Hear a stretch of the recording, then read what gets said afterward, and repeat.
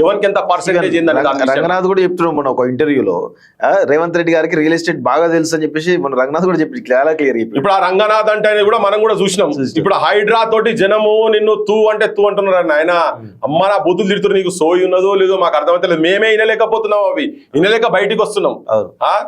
మనిషికి అన్నిటికన్నా ముఖ్యమైనదంటే చచ్చిపోయే వరకు ఒక డ్రీమ్ ఉంటది, ఒక్క ఇల్లు కట్టుకోవాలి అని. ఏదో కష్టపడి నువ్వు చేసిన తప్పు, గతంలో చేసిన తప్పు, ఏ తప్పుతోటో ఒక 20 ఏళ్ళు 30 ఏళ్ళు కూడగొట్టుకొని చిన్న చిన్న నౌకర్లు ప్రైవేట్ కంపెనీలా కష్టపడి చెమట రక్తం ఓడిచి కూలి పని చేసుకొని చిన్న టిఫిన్ షాప్లలో పనిచేసి ఆ వాచ్మెన్లు గిరిలు చేసి ఓటి చేసి కింద జాగ కొనుక్కొని ఆయనకి ఏం తెలుస్తుంది లీగలో ఇల్లీగలో ఆయనకు తెలియదు. కానీ గవర్నమెంట్ మాత్రం మీరే పర్మిషన్ ఇస్తారు, కరెంటోడు పర్మిషన్ ఇస్తారు, నీళ్ళోడు పర్మిషన్ ఇస్తాడు, నిప్పోడు పర్మిషన్ ఇస్తాడు, అందరు పర్మిషన్ ఇస్తారు. మొత్తం అందరు పర్మిషన్ ఇస్తే మున్సిపాలిటీ పర్మిషన్ ఇస్తాడు, నల్ల కనెక్షన్ ఉంటుంది, అది కరెక్ట్ గా వచ్చని కొనుక్కున్నారు. కొనుక్కున్న ఇల్లు నిర్దాక్షిణ్యంగా ఒక రాక్షసుని లెక్క, ఒక పిశాచి లెక్క, నీ పైశాచిక ఆనందం గురించో మాకు తెలియదు, నీ పైసల పిచ్చితో రేవంత్ రెడ్డి కులగొట్టినావు కదా. ఒక్కొక్కరి గుండెలు ఎంత మామూలుగా గాయం కాలేదు. నిన్నగాక మొన్న నీళ్ళు వదిలిపెట్టిండు మొత్తం. కనీసం జనానికి నీళ్లు వదులుతున్నామని చెప్పి సమాచారం లేకుండా చేసి, అంటే ఏంటంటే జనాలను భయభ్రాంతులకు చేసి, అంటే ఇదే రియల్ ఎస్టేట్ తలకాల ఎక్కి ఉండి నీకు పైసలు సంపాదించిన పైసల ఆర్జనతో ఇవన్నీ చేసి పెట్టి, అట్లనే ఇప్పుడు ఈ కంపెనీల దగ్గర కూడా ఏం లావాదేవీలో ఏంటియో ఏమైనా ఉండేది ఉంటే సపోజ్ ఆ కంప్లైంట్ వచ్చింది అనుకో, ఎవరు యాక్షన్ తీసుకోవాలి? కన్సర్న్ డిపార్ట్మెంట్స్ తీసుకోవాలి. అది జరిగేది ఉంటే ఫారెస్ట్ డిపార్ట్మెంట్ యాక్షన్ తీసుకోవాలి, లేదు పోలీస్ డిపార్ట్మెంట్ యాక్షన్ తీసుకోవాలి. మొదల తెలంగాణ పిటిషన్స్ అయితే ఉన్నాయి కదా, సెంట్రల్ గవర్నమెంట్ దాకా పోయినాయి, దానికి సంబంధించిన దక్కన్ సిమెంట్ కి సంబంధించిన అంతా అక్కడ దాకా పోయినాయి. ఇది దీంతో ఏమైతుందంటే వీళ్ళ కకృతితో అట్లీస్ట్ విషయం అన్నా బయటపడతా ఉన్నది. డెక్కన్ సిమెంట్స్ అనేది ఒక కార్పొరేట్ సంస్థ, చాలా పెద్ద సంస్థ. సో అలాంటి సంస్థ సంబంధించిన బాధ్యులను పిలిపించి తుపాకీతోటి బెదిరించేటువంటి పరిస్థితి ఉంటుంది అంటారా అసలు ప్రస్తుతం సమాజంలో? నాకు తెలియదు వీళ్ళు ఏం చేస్తున్నారో, ఈ పైసలకు ఎక్కడ దాకా పోతున్నారో మనకు తెలియదు. ఇప్పుడు వాళ్ళే బయట పెట్టాలి. ఇప్పుడు వాళ్ళు మాట్లాడుకుంటూనే పంచాయతీ వాళ్ళ మధ్యలో అయింది కాబట్టి ఇలా వాస్తవాలు కొన్ని జనాలకు తెలిసే పరిస్థితి వస్తున్నది. కానీ నేనేందంటే ఒక ముఖ్యమంత్రి స్థాయిగా ఉన్నటువంటి వ్యక్తి ఒక అంశాన్ని హ్యాండిల్ చేసినప్పుడు వస్తలేదు. చాలా చిన్న అంశం అబ్బా. నువ్వు ఎవరన్నా నాకు పొద్దుగాలో కానీ యూత్ కాంగ్రెస్ అయినా మా ఫోన్ చేసి మాట్లాడు అన్న ఏందన్నా ముంచుతుండు కదా మీడు అది అని చెప్పని మాట్లాడుతుండే.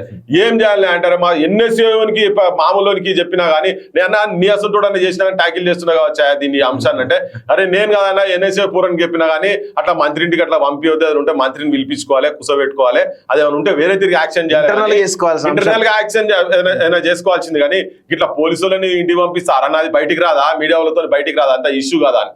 అంటే ఈయనకు అంటే ఇప్పుడు కొందరికి ఎట్లుండంటే ఈ పైసల అహంకారము, అధికార అహంకారము తలకాయ మీదకి ఎక్కి నెత్తి మీదకి ఎక్కిన తర్వాత వీళ్ళ ఆలోచనలు గిట్లే ఉంటే చల్ మనం ఏం చేస్తాం. అందుకనే అంటున్నా రియల్ ఎస్టేట్ ఇవన్నీ ఉట్టిగా చెప్తలేను నేను, ఈ దందాలు చేసేటోళ్ళకు తలకాయ పని చేయదని చెప్పి.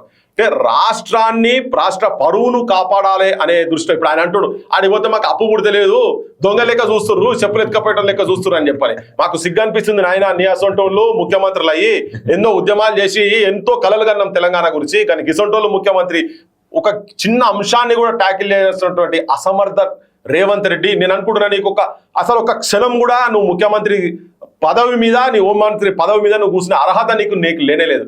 నువ్వు అసలు రాజీనామా చేసి ఇంట్లో కూర్చో, లేకపోతే రియల్ ఎస్టేట్ దందాలు చేసుకో. ఇట్లా రాష్ట్ర పరువును, నీ మంత్రి మండలిలో ఉన్నటువంటి వాళ్ళను, మల్లన్న ఆడోళ్లను గౌరవించే బేసిక్ ఆలోచన కూడా నీకు లేదు. కనీసం నీకు రాజకీయ వ్యూహాలు వస్తలేవు, ఒక్కొక్క అంశాన్ని వస్తే ఎట్లా ట్యాకిల్ చేయాలనేది అనే మానసిక స్థితి కూడా నీకు లేదు అనిపిస్తుంది. నీ ఎంబడంతా నీ గ్యాంగ్ ఏందో మాకు ఎరకలేదు. వంది మాగదులు ఉన్నట్టున్నారు, అన్నా తుమ్ క్యా హై పైల్వానే, ఓ హే తుమ్ ఏ హే అని చెప్పని నువ్వు బాగా పొగుడుతున్నట్టున్నారు. చిల్లర సరుకులు జమ చేసుకున్నా, చిల్లర లెక్కలు చేస్తున్నావు. కానీ రాష్ట్రం చిల్లర లెక్క బయట కనిపించేటువంటి పరిస్థితి అసలు ఏదైనా అంశము రాష్ట్రం మొత్తం నిన్న రాత్రి నుంచి వెళ్ళి ప్రతి ఇంటింట్లో చర్చ జరుగుతుంది. అంటే ఓన్లీ మిస్ హ్యాండ్లింగ్. అసలు ప్రజా సమస్య కాదు, పార్టీ ప్రభుత్వ సమస్య కాదు, ఏ సమస్య కాదు, అది పార్టీ సమస్యలు ఈరోజు ప్రజల్లో కనీసం దిగజారి స్థాయికి వచ్చినట్టు. నాకు ఇంకోటి అర్థం కాదు ఏంటంటే అసలు ఈ సెంట్రల్ పార్టీలో కూడా వీళ్ళకి ఏమైనా ధమాకుందా లేదా నాకు తెలుస్తలేదు. గిన్ని అఘాయిత్యాలు తెలంగాణలో జరుగుతుంటే వాళ్ళ పార్టీ పరువు మొత్తం తెలంగాణలో పోతుంటే వీళ్ళు కనీసం కంట్రోల్ చేసే సిచ్యువేషన్ లా మరి ఇప్పుడు వాళ్ళకు కూడా ఏమున్నది అంటే ఉన్నాయో 2-3 రాష్ట్రాలు ఇన్ని పైసలు ఇస్తే చాలని చెప్పని ఈయన సార్ పెద్ద ఎత్తున ముఠ చెప్పిండట బీహార్ ఎలక్షన్ లో ఓ పక్కకు ప్రియాంక గాంధీ ఓ పక్కకు రాహుల్ గాంధీ నడి మధ్యలో నిలబడి మైక్ పట్టుకొని నిలబడ్డాడు. ఓ మా ఊళ్ళు అడిగిర్రు బనిగా కుసిపినే ఏ బాత్ కర్ రావు దర్ ఏ అచ్చా దే దియా ఉన్నో స్లే ఉన్నో బీచ్ మే టైరా అని చెప్పని. సో ఇవన్నీ వాళ్ళు దానికి అలవాటు పడి కూర్చున్నారేమో. కానీ ఇక్కడ ఎంత రాష్ట్రానికి ఎంత నష్టం జరుగుతున్నది మిస్ అడ్మినిస్ట్రేషన్ తోటి.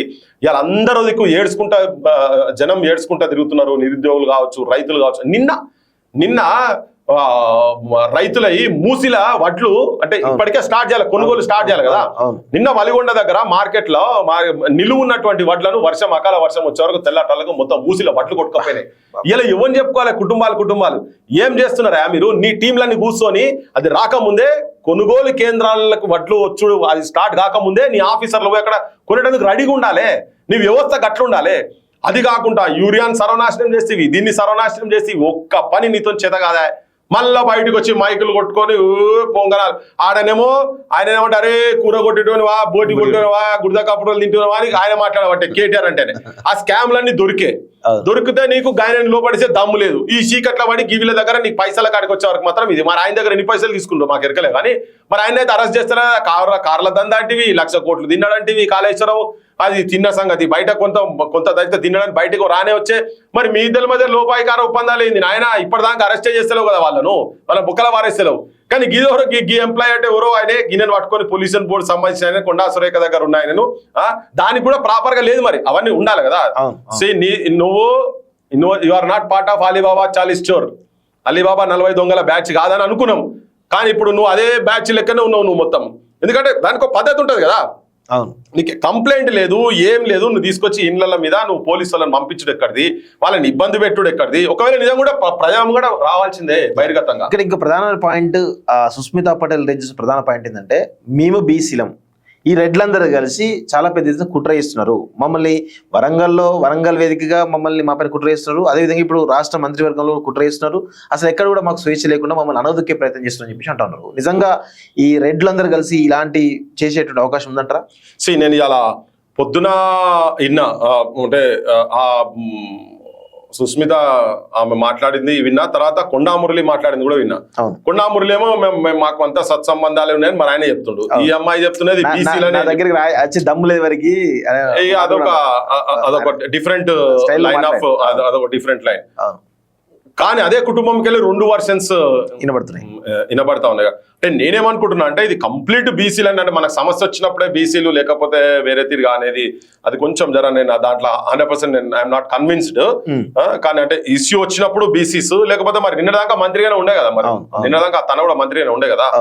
సో అప్పుడు చాలా అంశాలు బీసీలో కూడా చాలా నష్టపోయిన అంశాలు కూడా చాలా ఉన్నాయి. జీవో 29 ప్రకారంగా నీకు ఎంప్లాయ్మెంట్ సంబంధించిన అంశంలో ఉన్నప్పుడు నువ్వు వీళ్ళందరూ బయటకు వచ్చి మాట్లాడనుండే కదా, వీళ్ళందరూ మాట్లాడాలి. అప్పుడు మరి అదే బీసీ వాదం అప్పుడు కూడా మాట్లాడితే మా బొట్టలో కూడా ఎస్ కరెక్టే వీళ్ళు చెప్పేది అని అనొచ్చు. కానీ ఇవాళ వాళ్ళకి ఎక్కడో గ్యాప్ వచ్చినప్పుడు ఇక్కడ ఆ అంశం బయట పెట్టుడు అనేది నాకు కూడా పెద్దగా నేనంటే మొత్తం బీసీస్ గా ఓన్ చేసుడు అనేది నేను ప్రధానంగా మీ నేటివ్ వరంగల్ ప్రాంతం. సో అక్కడ వరంగల్లో ఈ రెడ్ల ఆధిపత్యం జనరల్ గా రాష్ట్రాలు ఎక్కడ చూసినా రెడ్ల ఆధిపత్యం అని కామన్ కనబడతా ఉంటది. కానీ వరంగల్ జిల్లా వరకు వస్తే ఈ రెడ్ల ఆధిపత్యాన్ని గండి కొట్టింది కొండా మురళి అనేటువంటి ఒక భావన కనబడతా ఉంటది. దాని గురించి మీరేమంటారు అసలు?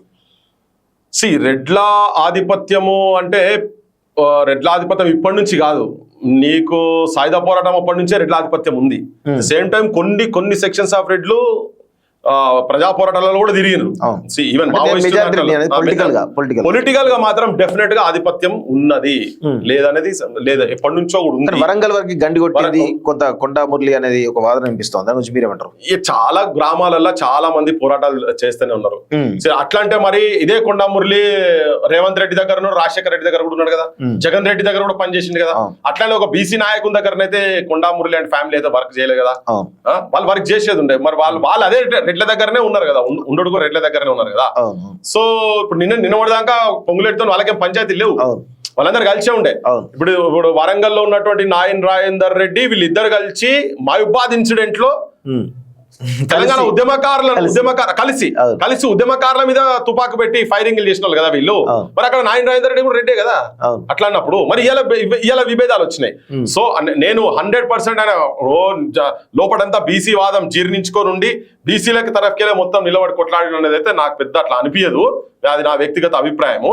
కాకపోతే ఫ్రిక్షన్ అక్కడెక్కడ ఉంటే ఇక్కడ నిలబడుతుంది కావచ్చు, కానీ వీళ్ళందరూ కలిసే ఉన్నారు. తన కూడా చలో అట్లా అని చెప్పి ఇక్కడ ఒక బహుజన్ సమాజ్ పార్టీకి నాయకత్వం వహించో లేకపోతే ఏదో సమాజ్వాదీ పార్టీ నాయకత్వానికి వహిస్తే నేను వీళ్ళ అండగా నేను ఉన్నా అనేది అయితే ఎక్కడైతే లేదు. తన తిరిగిన వాళ్ళ ఎవరెవరికైతే ఫాలోవర్ గా ఉన్నాడో వాళ్ళందరూ రెడ్లే కదా. జగన్ రెడ్డి ఎంబడే